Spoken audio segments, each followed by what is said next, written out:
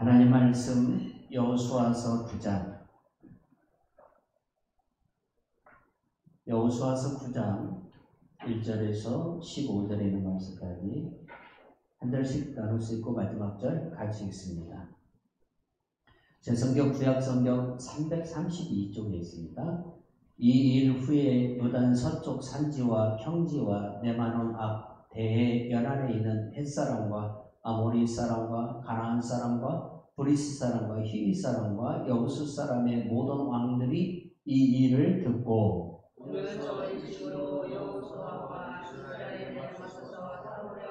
기브온 주민들이 여호수아에게 여리고와 아이에게 행한 일을 듣고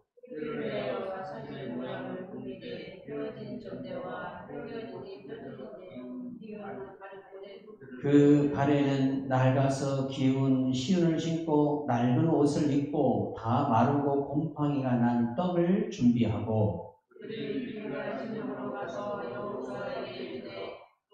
이스라엘 사람에게 이르되 우리는 먼 나라에서 왔나이다. 이제 우리와 대화를 해주시다 하니 이스라엘 사람들이 히위 사람에게 이르되 너희가 우리 가운데 거주하는 듯 하니 우리가 어떻게 너희와 조약을 맺을 수 있으랴 하나 그들이 여호수아에게 이르되 우리는 당신의 종이니이다 하매 여호수아가 그들에게 묻되 너희는 누구며 어디서 왔느냐 하니 그들이 여호수아에게 대답하되 종들은 당신의 하나님 여호와의 이름으로 말미암아 심히 먼 나라에서 왔사오니 이는 우리가 그의 소문과 그가 애굽에서 행한 모든 일들을 들으며 또 그가 유다 중에 있는 한 사람의 두 왕을 했고 대체로 왕 시오왕과 아스바로드에 있는 아다마 국교에 행한 모든 일을 들었습니다. 그러므로 우리가 장로들과 우리나라의 모든 주민이 우리에게 말하여 이르되 너희는 여행할 양식을 손에 가지고 가서 그들을 만나서 그들에게 이르기를 우리는 당신들의 종이니 이제 우리와 조약을 맺읍시다 하라 하였나이다. 우리의 이 떡은 우리가 당신들에게 우리의 집에서 아직도 무엇을 양식으로 가져왔으나 또 우리가 포도주를 담은 이 가죽 부대도 새 것이었으나 찢어지게 되었으므로 우리의 이 옷과 신도 여행이 매우 길었으므로 낡아졌나이다 한지라.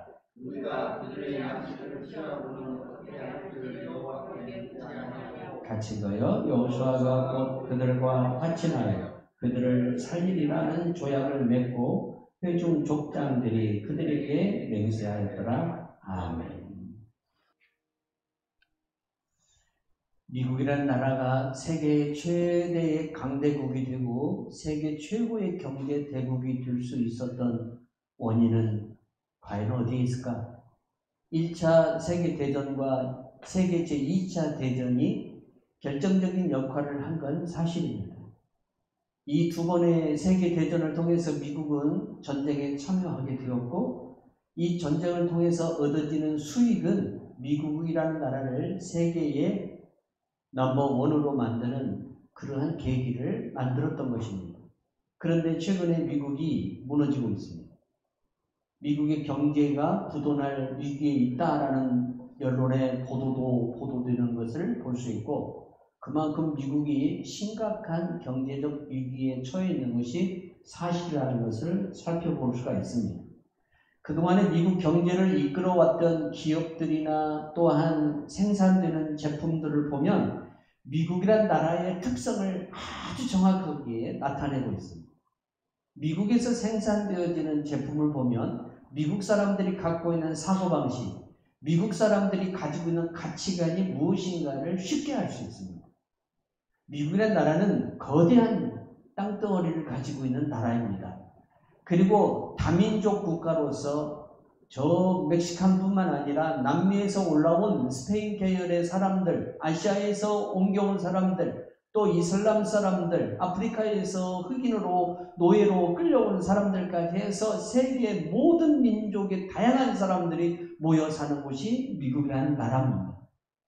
그래서 이 나라 사람들은 먹는 문제를 먼저 해결해야만 되었습니다.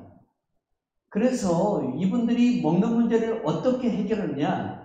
많은 사람은 있고, 그리고 또 너무나 나라가 넓다 보니까 이 모든 수요를 다 감당하기 위해서는 소품목으로 대량으로 생산하는 그러한 경제 정책을 할 수밖에 없었던 겁니다.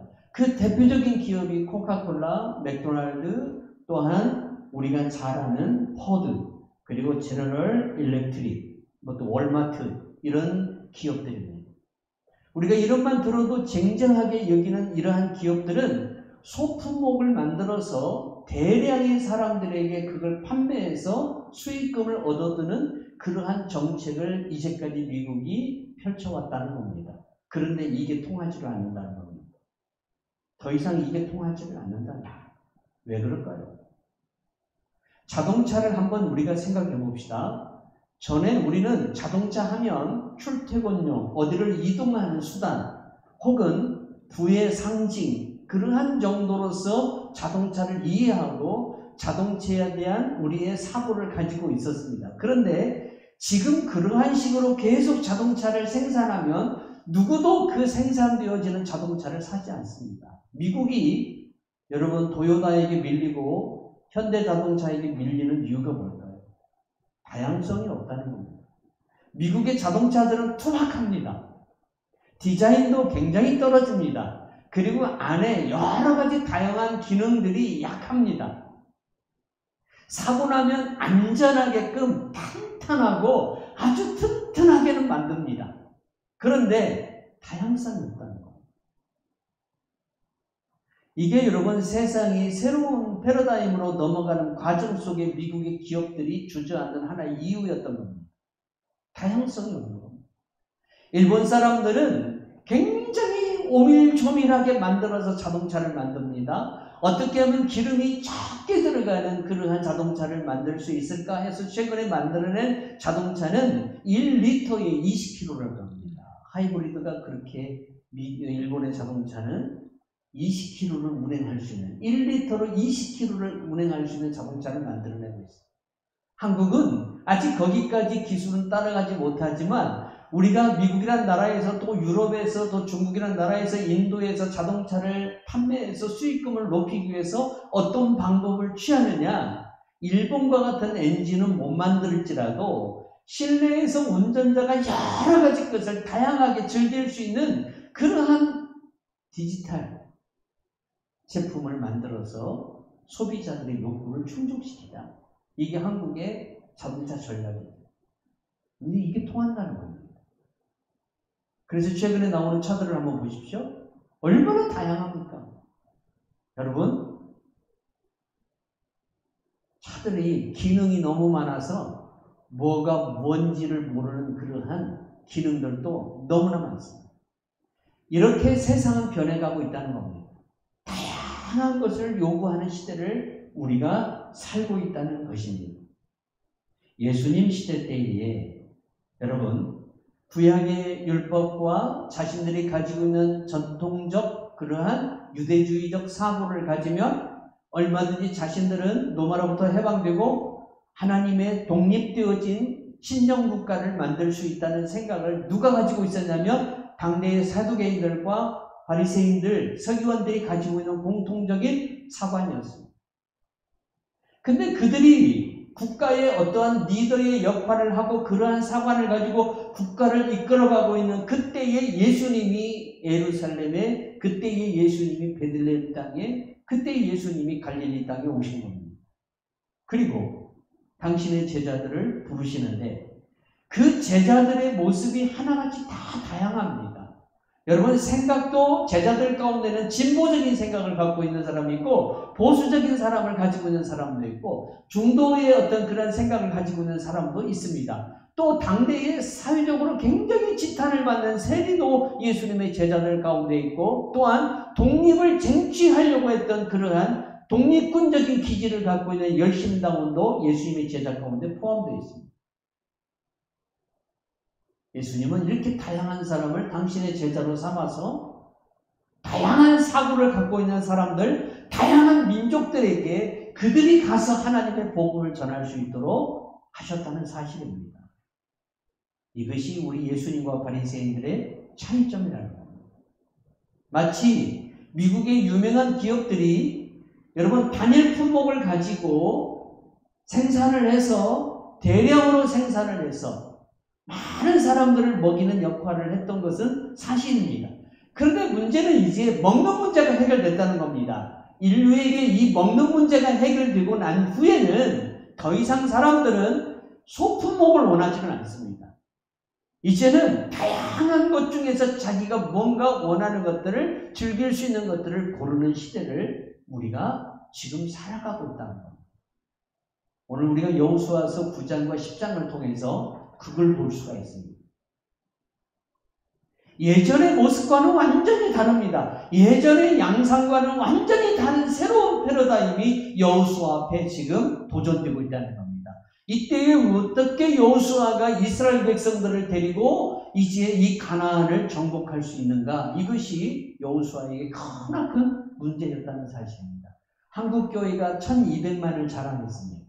우리 인구에, 대한민국 인구에 1200만이라는 그리스도인들을 자랑했습니다. 그런데 여러분 2023년도에 한국의 그리스도인의 수는 600만으로 줄어들었습니다. 코로나 이후 더 심각해지고 있습니다.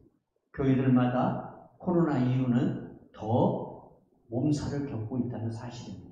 뭡니까? 생각이 바뀌었습니다. 사람들의 생각이 바뀌었다는 겁니다. 편리성을 주장하는, 그리고 다양한 어떤 SNS를 통해서라도 예배에 참여를 합니다. 대면 예배에 참석하고자 하는 그러한 계층들이 젊은 계층일수록 갈수록 줄어든다는 사실입니다. 1200만을 자랑하던 한국교회가 이제 600만이라는 반쪽이 나버렸다는 사실을 우리가 부인할 수가 없다는 사실입니다. 그러면 우리가 이제 어떻게 해야 되느냐? 새로운 패러다임을 준비할 줄 알아야 한다는 거예요.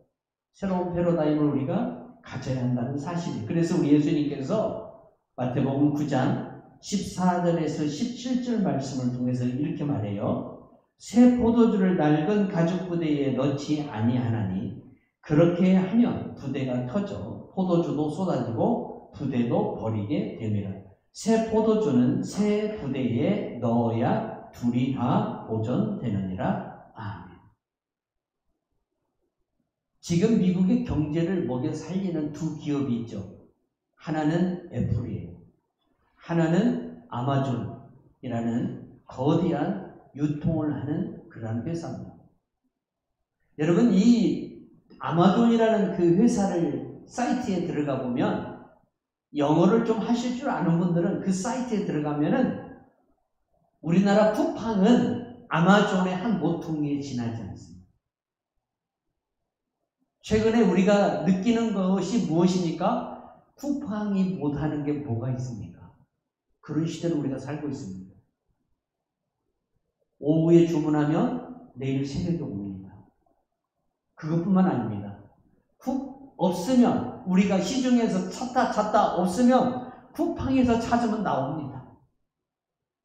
이러한 다양성을 소비자들이 요구하는 다양한 것들을 다 소비자들에게 제공하고 있다는 겁니다. 그런데 문제는 뭡니까? 이러한 우리나라의 아주 대표적인 기업이 된 이 쿠팡도 미국 아마존에 비하면 한 모퉁이에 지나지 않는다. 미국의 애플을 한번 보세요. 스티븐 잡스가 미국의 애플을 설립하고 난 이후 그가 여러분 뭘 만들어냈어요? 여러분 우리가 아는 이 스마트폰을 만들어냈어요. 그동안 우리는 손에 들고 다니는 전화를 그냥 통신만 사용하는 전화로 그렇게 사용해 왔는데 그분이 딱 나타나서 뭘 만듭니까? 이제는 스마트폰을 통해서 우리가 일상생활에 할 수 있는 모든 일들을 거의 할 수 있는 그런 다양성을 만들어내고 있다는 겁니다. 이게 차이점이라는 겁니다. 21세기는 바로 이것을 소비자들이 원하고 있다는 거예요. 교회도 마찬가지더라고요. 우리는 이제 다양성 앞에 큰 도전을 지금 받고 있다는 사실이죠. 그래서 예수님께서 우리들에게 일찍이 새 포도주는 새 가죽 부대에 담아야만 온전할 수 있다라고 말씀하고 있는 거예요. 성령의 시대가 도래했음에도 불구하고 여전히 율법을 가지고 이스라엘의 종교적인 이 리더가 되기를 원하는 바리새인과 서기관과 사두개인들의 이 사고는 결국 시대가 가면서 어떻게 되느냐? 고립되고 뒤떨어진다는 겁니다. 오늘 우리가 신앙생활을 할 때에 오늘 본문의 말씀을 통해서 새로운 것을 우리가 접할 때에 우리가 어떻게 해야 할 것인가에 대한 것을 살펴보는 성도들이 되어야 될 줄로 믿습니다. 이사야서 40장 5절에서 9절의 말씀 보면 이렇게 말씀하고 있어요. 여호와의 영광이 나타나고 모든 육체가 그것을 함께 보리라. 이는 여호와의 입이 말씀하셨느니라. 말하는 자의 소리여 외치라 대답하되 내가 무엇이라 외치리이까 하니 이르되 모든 육체는 풀이요 그의 모든 아름다움은 들의 꽃과 같으니 풀은 마르고 꽃이 시드면 여호와의 기운이 그 위에 불미라. 이 백성은 실로 풀이로다. 풀은 마르고 꽃은 시드나 우리 하나님의 말씀은 영원히 서리라 하라. 아름다운 소식을 시온에 전하는 자여 너는 높은 산에 오르라. 아름다운 소식을 예루살렘에 전하는 자여 너는 힘써 소리를 높이라. 두려워하지 말고 소리를 높여 유다의 성읍들에게 이르기를 너희의 하나님을 보라 하라. 아멘. 그동안에 여러분 교회는 많은 이벤트를 해야 되고 많은 여러 가지 일들을 해야만 교회가 교회다워지고 교회가 부흥한다라는 그러한 생각을 가지고 있었습니다. 그런데 20세기 말부터 교회 안에 이제 새로운 패러다임이 부는데 진정으로 교회에 하나님의 은혜와 역사가 나타나려면 하나님이 임재해야 한다는 거죠. 교회 안에 성령이 임재해야 돼요. 그러면 성령이 임재하는 그 방편이 무엇이냐 이거예요. 예배입니다. 그래서 21세기 와서 한국 교회가 또 세계의 교회가 중요하게 여기는 게 뭐냐면 예배입니다. 여러분 이 예배를 통해서 우리가 누구를 만나느냐? 하나님을 만나는 겁니다. 이 예배를 통해서 하나님의 말씀이 우리에게 주어지고 이 주어진 말씀을 우리가 가지고 세상을 살아가는 하나의 도구로 삼고 우리가 이 말씀을 세상을 이겨나가는 능력으로 삼아야 한다는 거예요. 이것이 우리가 회복해야 할 새로운 패러다임이에요. 다른 게 아니에요. 예배가 회복이 돼야 돼요.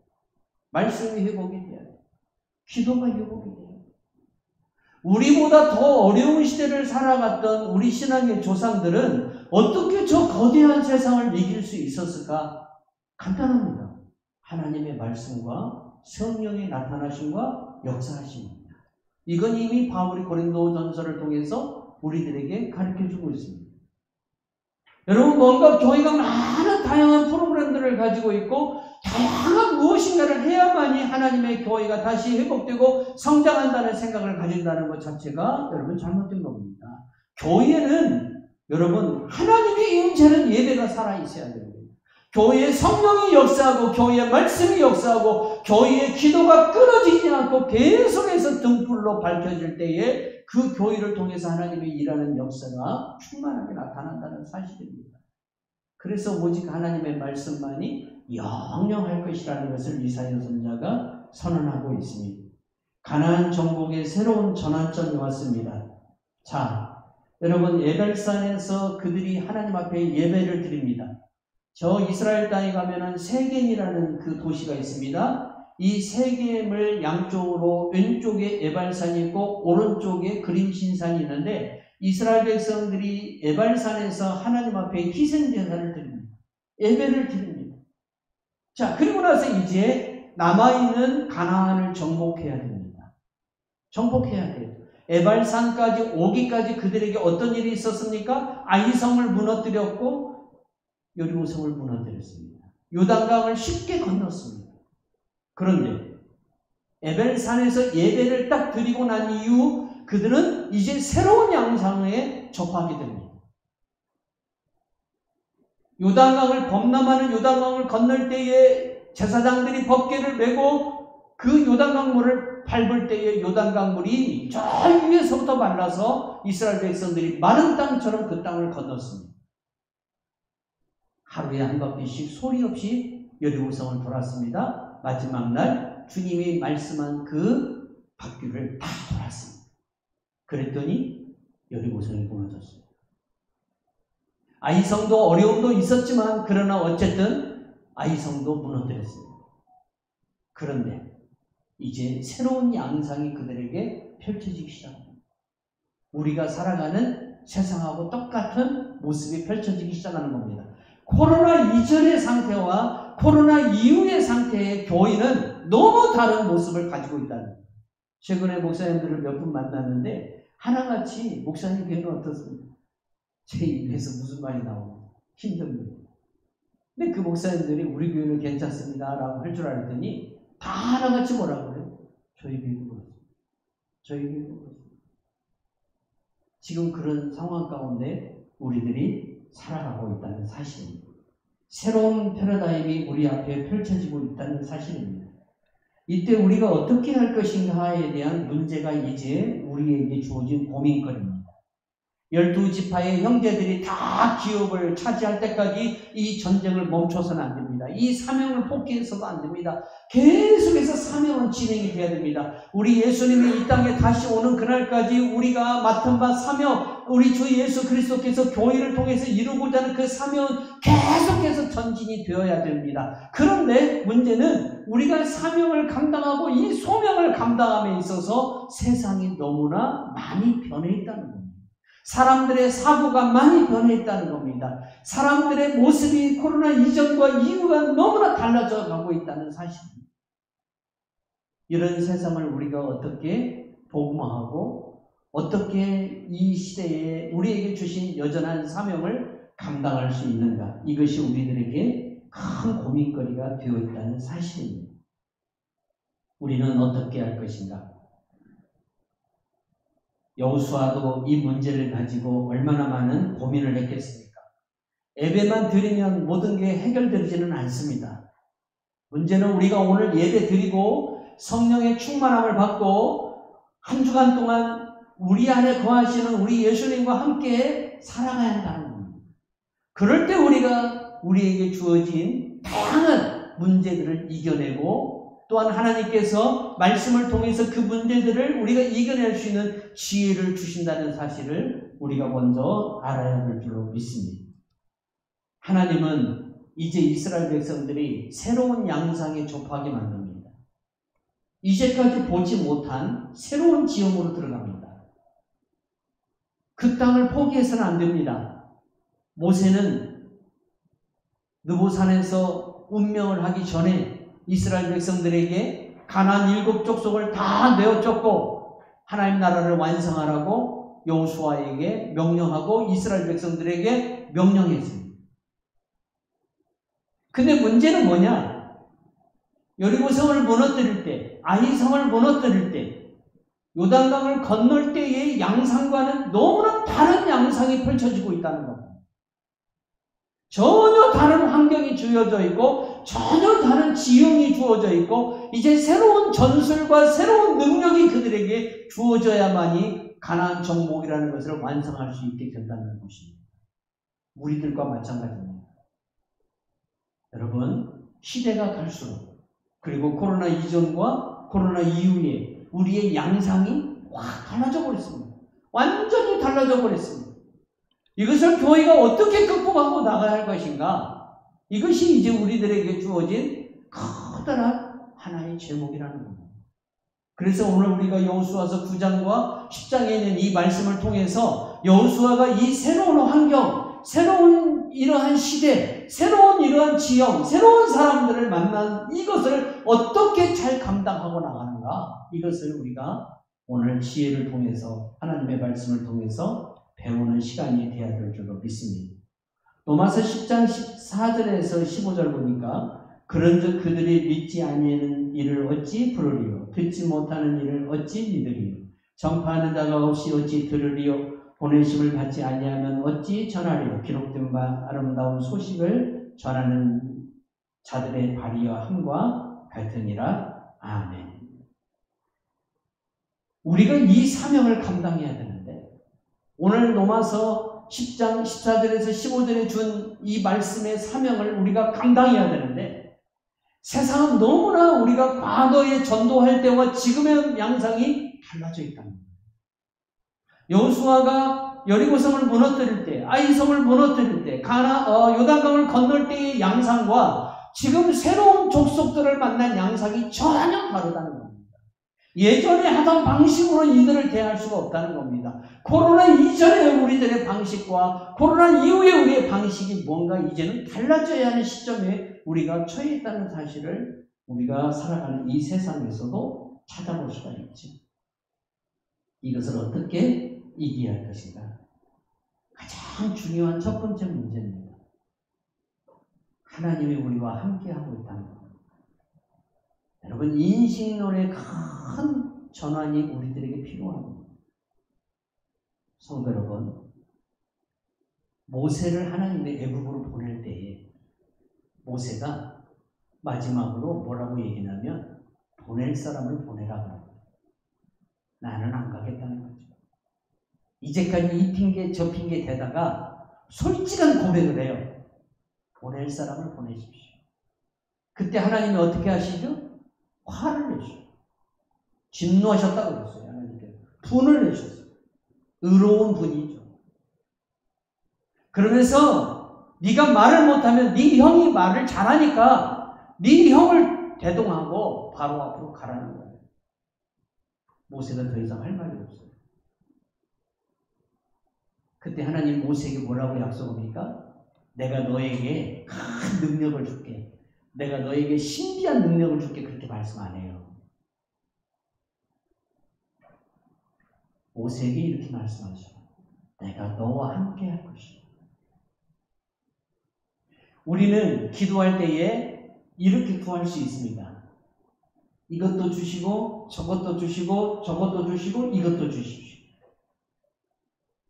이게 잘못된 기도라는 게 아닙니다. 그런데 좀 더 지혜로우면 이렇게 기도하십시오. 예수님이 내 안에 항상 계십시오. 예수님이 내 삶 속에 항상 계십시오. 예수님이 내 살아가는 모든 삶 속에 항상 동행하십시오. 왜 그럴까요? 내가 구하는 모든 것이 예수님 안에 다 있기 때문에 그래요. 하나님 안에 모든 게 다 있어요. 하나님의 모세와 함께만 하기만 하는 것이 중요한 거예요. 하나님 안에 있는 모든 것이 함께하는 모세를 통해서 나타나기 때문에 예수님이 우리들에게 말씀하셨어요. 내가 세상 끝날 때까지 너희와 항상 함께할 것이다. 할렐루야. 그분 안에 모든 게 다 있어요. 그분 안에. 우리와 함께 하시는 그분 안에 있는 것이 우리가 그분의 말씀을 순종하고 나갈 때 우리들을 통해서 그분 안에 있는 능력이 나타나고 영광이 나타나고 역사가 나타나는 줄 믿으시기 바랍니다. 이게 지혜로운 기도입니다. 주님이 나와 함께 하십시오. 그래서 내가 입을 열을 때에 내 입 속에 함께 하시고 내가 손을 행할 때에 내 손에 함께 하시고 내가 발을 걸을 때에 내 발에 함께하여 주시옵소서. 주님이 내 안에 거하셔서 나의 모든 것들을 당신의 도구로 삼아 주시옵소서. 그럴 때 하나님의 은혜가 더욱 우리 안에 충만하게 나타날 줄 믿습니다. 여호수아가 바로 이겁니다. 주님이 여호수아에게 1장에 나타나셔서 뭐라 그래요? 내가 너와 항상 함께할 것이다. 여러분, 세상은 다양하게 변할지라도 하나님은 영존하시는 하나님이셔요. 아무리 세상이 다양하게 변할지라도 여러분, 우리와 함께 하시는 하나님 앞에 세상은 굴복할 수밖에 없어요. 우리가 이걸 믿고 나가야 한다는 거예요. 세상은 두려워할 존재가 아니라 세상은 우리가 싸워서 승리해야 할 존재라는 사실입니다. 할렐루야. 그러한 믿음을 가지고 우리가 살아가야 할 줄로 믿습니다. 지금까지 양상과는 완전히 다릅니다. 산악지역, 평야지역, 그리고 레바논에 이르는 해변지역, 이 지역으로 크게 나눠집니다. 이제 여호수아가 나머지 사람 가나안 족속들과 싸워야 할 지금 대상들이 평야지역과 그리고 산악지역과 해변지역으로 나눠집니다. 해변지역 사람에게는 해변지역에 맞는 전술이 있어야 되고 평야에서는 평야에 맞는 전술이 있어야 되고 여러분 산악지역은 산악지역에 맞는 전술이 있어야 됩니다. 우크라이나와 러시아의 전쟁은 산악전쟁이 아닙니다. 평야전쟁입니다. 평야전쟁이에요. 이 전쟁은. 그러니까 거기에 맞는 전술이 필요해야 되겠죠. 이제 여호수아는 다양한 민족들을 만나요. 다양한 부족들을 만나요. 다양한 지역들을 만나요. 그러나 항상 잊지 말아야 할 것이 있어요. 어느 지역을 갖고 어느 부족을 만나든지 하나님이 나와 함께 한다. 할렐루야. 이겁니다. 하나님이 나와 함께 한다. 이것이 우리들의 첫째 믿음이 되어야 한다는 사실이죠. 전도서 3장 14절 말씀 같이 읽어봅시다. 하나님께서 행하시는 모든 것은 영원히 있을 것이라 그 위에 더할 수도 없고 그것에 덜할 수도 없나니 하나님이 이같이 행하심은 사람들이 그 앞에서 경외하게 하려 하심인 줄을 내가 알았도다. 아멘. 새로운 패러다임이 시작이 됩니다. 그것은 바로 인식의 체계입니다. 패러다임이라는 것은 사람이 가지고 있는 사고, 인식의 체계입니다. 이게 바뀌는 겁니다. 그래서 20세가 갖고 있는 사고, 10대들이 가지고 있는 사고, 30대, 40대 이 계층들마다 가지고 있는 사고가 다 틀립니다. 그게 다양합니다. 이 다양함을 국가의 리더가 어떻게 하나로 모아서 국가를 이끌어가느냐가 리더에게 주어진 커다란 책무입니다. 여러분, 여호수아는 이제 다양한 민족을 만나고 다양한 사람들을 만나죠. 그러나 여호수아에게는 이 모든 것들을 능히 감당할 수 있는 함께 하시는 하나님이 계신다는 겁니다. 우리가 이걸 오늘 분명히 먼저 기억해야 됩니다. 그리고 여러분, 함께 하시는 성령님은 어떤 다양한 것들이 내 앞에 도전하고 우리를 무너뜨리고 우리를 삼키려 할지라도 결코 내 안에 계시는 성령님을 이길 수 없다는 겁니다. 왜 그런가? 그분은 하나님이시기 때문에. 하나님이시기 때문에. 성령님은 하나님이십니다. 그분이 오늘도 나와 함께 하시고 내 몸을 하나님의 거룩한 성전으로 삼으시고 내 입과 내 생각과 내 모든 몸의 지체들을 당신의 도구로 쓰신다는 사실입니다. 그래서 우리가 지금 세상을, 다양한 세상을 이겨나가려면 무엇보다도 무엇이 필요한가? 성령의 충만함이 필요하다는 겁니다. 며칠 전에 만난 목사님은 이렇게 이야기합니다. 기도들 안 해. 정말 기도들 안 한다는 겁니다. 나보러 그래요. 목사님 중에 새벽 예배 해요. 네, 새벽 예배 계속 합니다. 큰일 났어요. 우리 새벽 예배가 안 나와요. 어떻게 할지 모르겠어요. 이런 얘기를 해요. 이렇게 교회들마다 지금 기도가 끊어져 가고 있고, 기도가 생명인데, 기도가 성령의 충만함인데, 기도가 하나님의 역사인데, 이것이 멈추어져 있는 교회들이 갈수록 늘어나고 있다는 사실입니다. 참 안타까운 모습이죠. 세상이 아무리 다양하게 변할지라도 성령 하나님이 함께하는 교회는 그 다양함을 다 이겨낼 수 있다는 사실입니다. 지금 내 앞에 있는 여러 가지 복잡하고 다양한 강력한 이 마귀의 교활한 작전들이 아무리 클지라도 이제 우리는 그것을 능히 이겨낼 수 있다는 사실을 기억해야 돼요. 오늘 본문에 보니까 기브온 족속이 나옵니다. 이 기브온 족속이 여호수아를 속이죠. 속여서 화친을 냈습니다. 근데 문제가 생깁니다. 기브온 족속이 여호수아와 화친을 맺었다는 소식을 다른 가나안 족속들이 들어요. 그래서 어떻게 하느냐? 기브온 족속을 먼저 쳐요. 배신자를 먼저 친다는 겁니다. 그리고 오늘 본문 2절에 보니까 뭐라고 나옵니까? 모여서 일심으로 여호수아와 이스라엘에 맞서서 싸우려 하더라. 어떤 일이 벌어져요? 전에는 1대1로 싸웠어요. 여리고성 하나, 아이성 하나, 이런 식으로 여호수아가 싸움을 해왔어요. 그러니까 좀 수월했어요. 그런데 이제는 100대 1이 이런 싸움이 양상이 완전히 바꿔져 버린 거예요. 저들이 연합을 해버렸어요. 연합을 해서 쳐들어온 겁니다. 모세는 이 사실을 이미 알고 있었어요.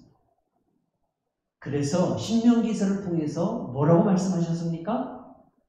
한 길로 왔다가 7길로 도망할 것이다 라고 말했습니다. 할렐루야. 적들이 연합을 해서 한 길로 옵니다. 때로 옵니다. 그래서 예전에 상대하던 그러한 방법으로 상대하기가 힘듭니다.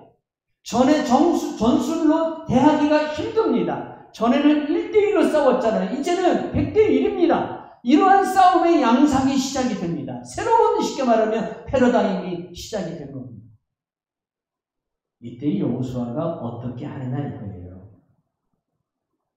상대가 연합을 해서 찾아와요. 동물의 세계를 보면요, 바닷속에 거대한 물고기 떼가 나타나요. 덩치를 크게 보이게 만듭니다.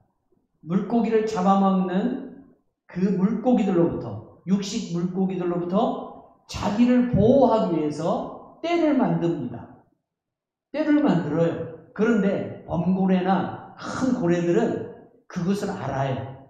그래서 그러한 어떤 모형에 속지 않고 그냥 한 입을 벌려서 공중으로 올라가면서 그 물고기 떼를 그냥 한 번에 집어 삼키는 것을 볼 수가 있습니다.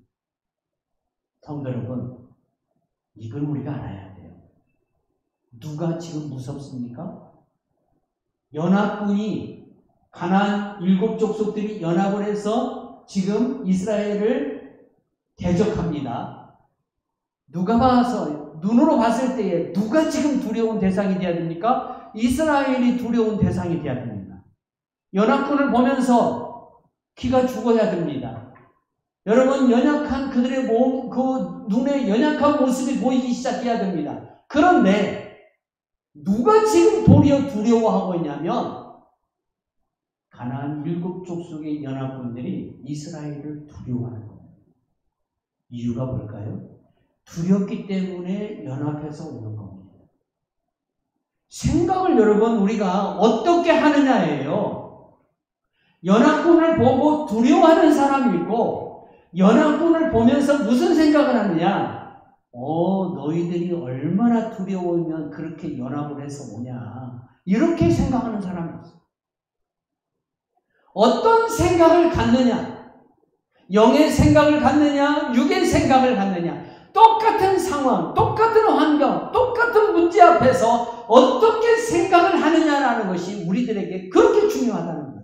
성령이 주는 생각을 가지라 이 말이에요. 내가 비록 불완전하고, 내가 비록 불편하고, 내가 비록 전에보다 못한 연약한 상태에 처했을지라도 이 일을 통해서 하나님이 무엇을 하시고 어떤 역사를 이룰 것인가에 대한 내 생각의 전환점이 성령의 생각으로 바뀌어져야 한다는 거예요. 여호수아는 이 생각을 버리지 않았습니다. 내가 너희들을 두려워하는 게 아니라 너희가 나를 두려워한다는 겁니다. 이 생각을 가지고 있습니다. 그러니까 싸움이 쉬울 수밖에 없습니다. 또 하나 싸움이 쉬울 수밖에 없는 이유는 뭐예요? 하나님이 여호수아와 함께합니다. 그리고 하나님은 여호수아에게 말씀했습니다. 네 길이 형통할 것이다. 약속을 믿었습니다. 여러분, 이 다양해지는 세상을 우리가 어떻게 이겨야 될까요? 어떻게 승리해야 될까요? 오늘 여호수아를 통해서 우리가 그 지혜를 배워야 될 줄로 믿습니다. 여러분, 골리앗이 다윗을 무서워했을까요? 다윗이 골리앗을 무서워했을까요? 분명히 우리는 다윗이 골리앗을 무서워할 것이라는 생각을 가질 수밖에 없어요. 그런데 다윗은 골리앗을 보면서 전혀 무서워하지를 않아요. 도리어 만군의 여호와의 이름으로 내가 너에게 나간다고 그랬어요. 심지어는 뭐라고까지 얘기합니까? 너는 개라고 그랬어요, 개. 다윗이 강아지 앞에 난 골리앗을 강아지처럼 생각해버리는 거예요. 우리에게 이러한 담대한 생각, 담대한 능력이 있어야 돼요. 태풍이라는 것을 한번 보세요. 이제 태풍 올라올 때쯤 됐잖아요. 태풍이 주변에 공기를 빨아들이면서 거대한 힘을 가져요. 거대한 힘을 가져요. 그런데 여러분, 그 거대한 힘을 가진 태풍도 일주일이면 끝나요. 우리나라 정도 지나가면서 소멸돼요. 위로 올라갈수록 소멸돼요. 이게 태풍이에요. 이게 여러분 사단이에요. 올 때는 한 길로 와요. 무너뜨릴 때는 막 한꺼번에 무너뜨리려고 해요. 그러나 우리가 정신을 차리고 하나님이 나와 함께 하시는 그 믿음을 가지고 내 안에 역사하시는 성령님의 충만함을 의지해서 우리가 믿음으로 나아가고 말씀으로 나아가고 기도를 멈추지 않고 나가면 그들은 우리 앞에서 일곱길로 도망하게 되어 있다는 사실입니다. 이것을 우리가 명심해야 될 줄로 믿습니다. 어려움이 올 때에 여러분 그것을 우리는 어떻게 해야 되느냐? 나의 기회로 삼아야 됩니다. 기회로 삼으시기를 바랍니다. 환난은 하나님이 함께 하시는 능력이 되고 환난은 내가 도리어 담대해지고 내가 도리어 하나님 앞에 더 거룩하고 진실되게 나아갈 수 있는 도구가 돼요. 여호수아는 한꺼번에 오는 걸 더 좋아했어요. 왜 그럴까요? 한꺼번에 오면 한꺼번에 해결하면 돼요. 하나하나 대하면 시간이 얼마나 가겠어요? 세월이 얼마나 가겠어요? 그러니까 하나님께서 어떻게 하느냐? 한꺼번에 오게끔 만들어요. 그래서 그들이 강하게 보일지라도 그 문제를 한꺼번에 해결해요. 이게 하나님의 능력이에요. 성도 여러분, 아무리 큰 것이 올지라도 아무리 강한 것이 올지라도 하나님을 이길 수 있는 것은 없습니다. 하나님보다 높은 것은 없습니다. 그러면 가장 높으신 하나님께서 가장 위대한 승리자인 만왕의 왕이신 하나님께서 나와 함께하고 있다. 우리 교회와 함께 하시고 우리 가정과 함께 하시고 우리들의 기도 속에 늘 역사하고 우리들의 말씀의 믿음의 생활 속에 역사한다는 사실을 믿는다면 어떤 다양성과 패러다임이 우리 앞에 펼쳐질지라도 담대하시고 승리하는 복된 성도들이 되기를 주님의 이름으로